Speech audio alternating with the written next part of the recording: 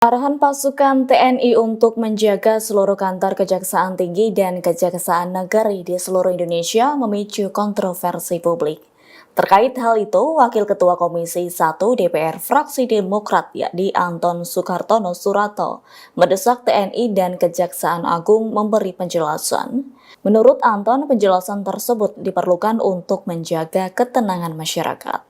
Anton pun heran dan mempertanyakan apakah ada urgensi atau pertimbangan khusus dari kejaksaan hingga meminta pengerahan personel TNI untuk menjaga Kejati dan Kejari.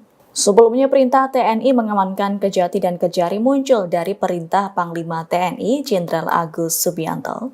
Tugas tersebut tertuang dalam telegram Panglima TNI Jenderal Agus Subianto. Download Tribun X sekarang, menghadirkan lokal menjadi Indonesia.